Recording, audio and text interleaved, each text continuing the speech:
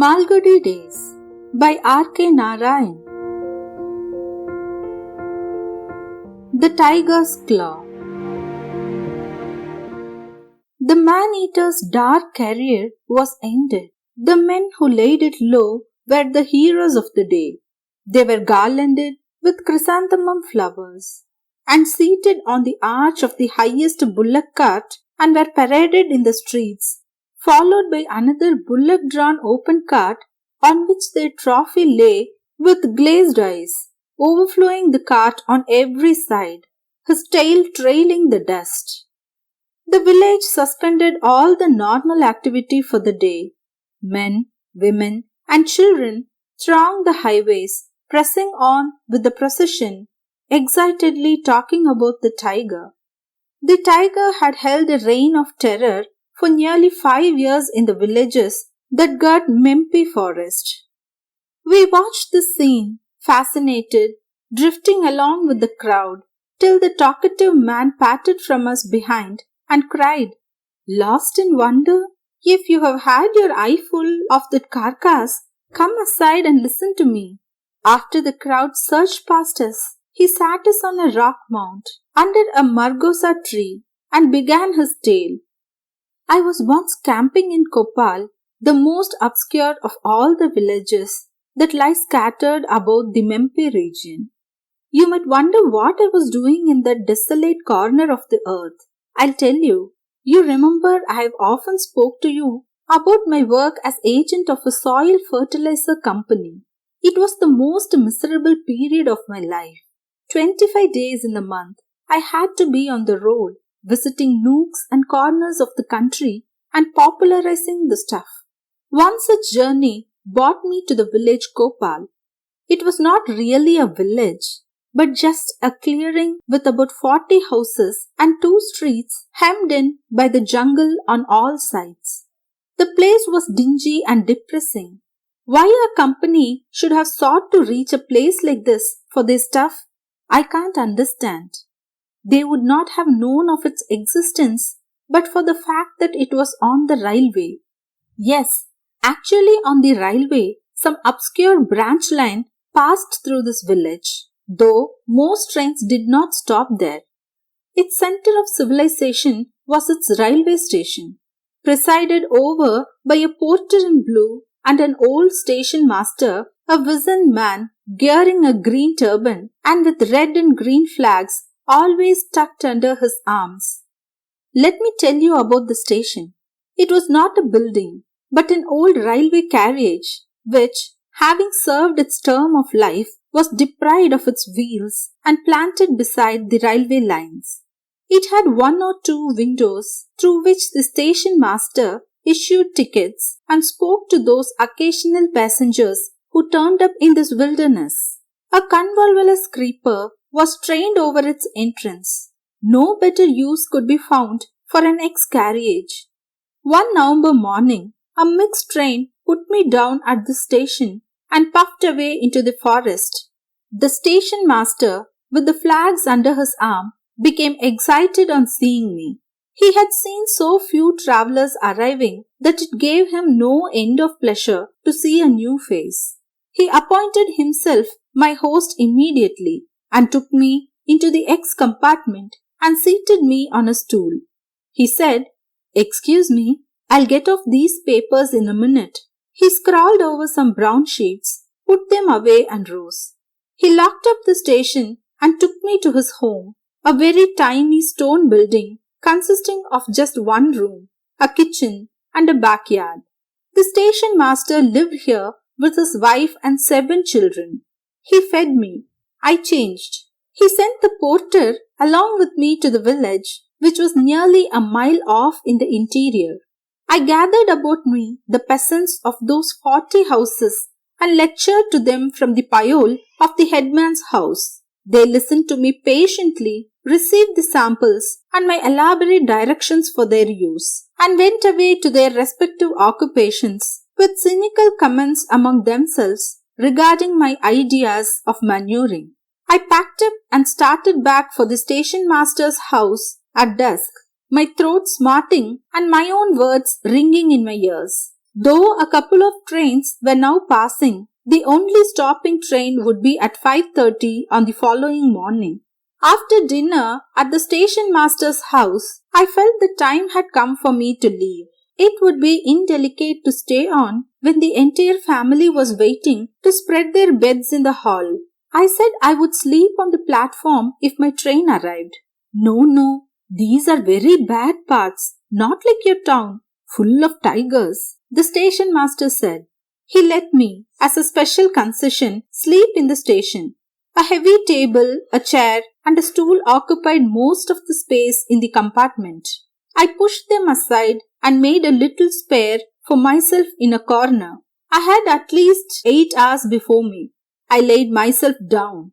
All kinds of humming and rustling sounds came through the still night, and telegraph poles and night insects hummed and bamboo bashes creaked. I got up, bottled the little station door, and lay down, feeling forlorn. It became very warm, and I couldn't sleep.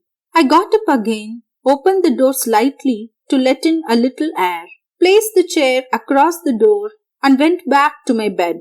I fell asleep and dreamt. I was standing on a crest of a hill and watching the valley below under a pale moonlight.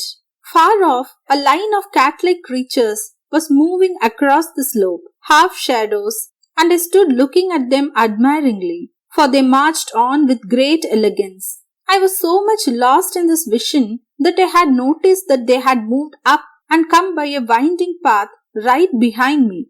I turned and saw that they were not cat-like in size, but full-grown tigers. I made a dash to the only available shelter, the station room. At this point, the dream ended as the chair barricading the door came hurtling through and fell on me. I opened my eyes and saw at the door a tiger pushing himself in. It was a muddled moment for me, not being sure whether the dream was continuing or whether I was awake. I at first thought it was my friend, the station master, who was coming in, but my dream had fully prepared my mind. I saw the thing clearly against the starlit sky, tail wagging, growling, and above all, its terrible eyes gleaming through the dark. I understood that the fertilizer company would have to manage without my lectures from the following day. The tiger himself was rather startled by the noise of the chair and stood hesitating. He saw me quite clearly in my corner and he seemed to be telling himself, "My dinner is there ready, but let me first know what this clattering noise is about." Somehow wild animals are less afraid of human beings than they are of pieces of furniture like chairs and tables. I've seen circus men managing a whole menagerie with nothing more than a chair. God gives us such recollections in order to save us at critical moments. And as the tiger stood observing me and watching the chair, I put out my hands with a desperate strength, drew the table towards me and also the stool. I sat with my back to the corner, the table wedged in nicely with the corner. I sat under it and the stool walled up another side. While I dragged the table down, a lot of things fell off it, a table lamp, a long knife and pins. From my shelter, I peeped at the tiger, who was also watching me with interest. Evidently, he didn't like his meal to be so completely shut out of sight, so he cautiously advanced a step or two, making a sort of rumbling noise in his throat which seemed to shake up the little station house. My end was nearing. I really pitied the woman whose lot it was to have become my wife. I held up the chair like a shield and flourished it, and the tiger hesitated and fell back a step or two. Now once again we spent some time watching for each other's movements. I held my breath and waited. The tiger stood there fiercely waving its tail, which sometimes struck the side walls and sent forth a thud. He suddenly crouched down without taking his eyes off me and scratched the floor with his claws. "He is sharpening them for me," I told myself. The little shack had already acquired the smell of a zoo. It made me sick. The tiger kept scratching the floor with his forepaws. It was the most hideous sound you could think of. All of a sudden, he sprang up and flung his entire weight on this lot of furniture. I thought it would be reduced to matchwood, But fortunately, our railways have a lot of foresight and chose the heaviest timber for their furniture. That saved me. The tiger could do nothing more than perch himself on the roof of the table and hang down his paws. He tried to strike me down, but I parried with the chair and stool. The table rocked under him. I felt smothered. I could feel his breath on me. He sat completely covering the top and went on shooting his paws in my direction. He could have scooped portions of me out for his use, but fortunately, I sat right in the center, a hair's breadth out of his reach on any side. He made vicious sounds and wriggled over my head. He could have knocked the chair to one side and dragged me out if he had come down, but somehow the sight of the chair seemed to worry him for a time. He preferred to be out of its reach. This battle went on for a while. I cannot say how long. Time had come to a dead stop in my world. He jumped down and walked about the table, looking for a gap. I rattled the chair a couple of times, but very soon it lost all its terror for him. He patted the chair and found that it was inoffensive. At this discovery, he tried to hurl it aside, but I was too quick for him. I swiftly drew it towards me and wedged it tightly into the arch of the table, and the stool protected me on another side. I was more or less in a stockade made of the legs of furniture. He sat up on his haunches in front of me, wondering how best to get at me. Now the chair, table, and stool had formed a solid block with me at their heart, and they could withstand all his tricks. He scrutinized my arrangement with great interest, espied a gap, and thrust his paw in it. It dangled in my eyes, with the curved claws opening out towards me. I felt very angry at the sight of it. Why should I allow the offensive to be developed all in its own way? I felt very indignant. The long knife from the station master's table was lying nearby. I picked it up and drove it in. He withdrew his paw, madly by pain. He jumped up and nearly brought down the room and then tried to crack to bits the entire stockade. He did not succeed. Once again thrust his paw in. I employed the long knife to good purpose and cut off a digit with a claw on it. It was a fight to the finish between him and me. He returned again and again to the charge, and I cut out, let me confess, 3 claws before I had done with him. I had become as bloodthirsty as he. Those claws, mounted on gold, are hanging around the necks of my 3 daughters. You can come and see them if you like some time. About 5 in the morning, the station master and the porter arrived and innocently walked in. The moment they stepped in, the tiger left me and turned on them. They both ran at top speed. The station master flew back to his house and shut the door. The porter on fleet foot went up a tree with the tiger halfway up behind him. Thus they stopped, staring at each other till the goods train lumbered in after 5:30. It hissed and whistled and belched fire till the tiger took himself down and bolted across the tracks into the jungle. He did not visit these parts again, though one was constantly hearing of his ravages. I did not meet him again till a few moments ago when I saw him riding in that bullock cart. I instantly recognized him by his right forepaw, where 3 toes and claws are missing. You seem to be so much lost in admiration for those people who met the tiger at their own convenience with gun and company that I thought you might have a little credit to a fellow who has faced the same animal alone, barehanded. Hence this narration.